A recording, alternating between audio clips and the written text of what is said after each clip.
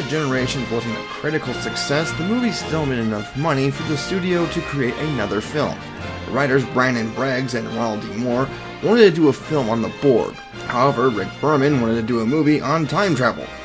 So the writers compromised by putting their two ideas together to make Star Trek First Contact. Released November 22nd, 1996, Star Trek First Contact was directed by Jonathan Frakes. His experience in the director's chair was during several Star Trek episodes, and now he would make his directorial debut on the silver screen. With a new Enterprise, bigger effects, and a new design of the Borg, First Contact was ready to go. And people loved it. And critics all around praised the film, from story to acting, and not to mention the effects. Even the late great Roger Ebert called it one of the best Star Trek films. So, is First Contact one of the best? Yeah, it is. Okay, before I go into what makes First Contact so great, let's get into the story.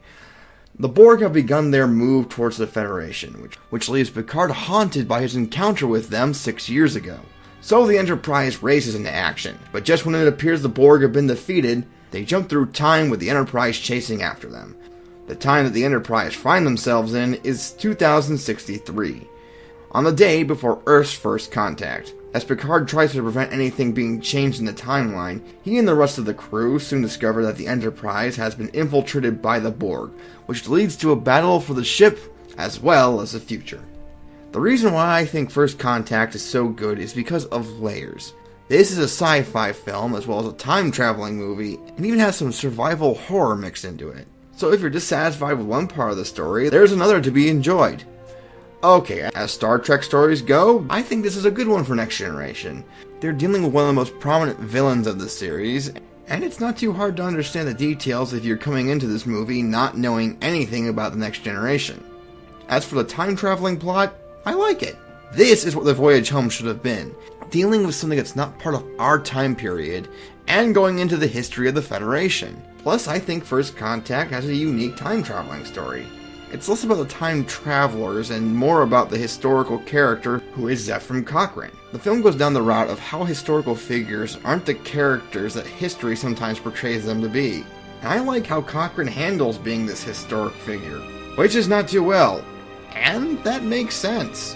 If you were told you were this futuristic pioneer, how would you handle it? Probably the same as Cochrane.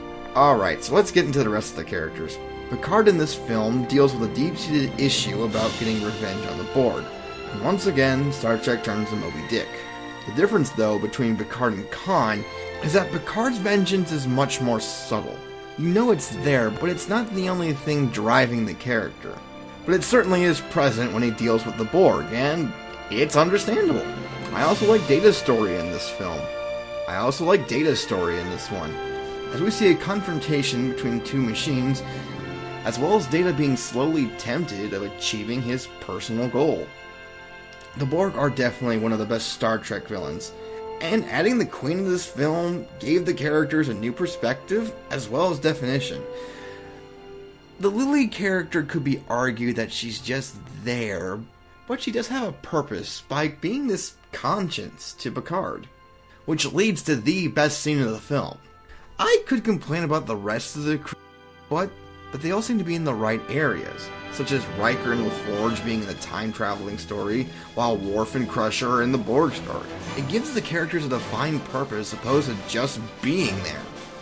If I have any issues with this film, it would be some of the widescreens could be a bit distracting, and I may understand if people have an issue with Picard having this psychic connection with the Borg, but for me those are just nitpicks.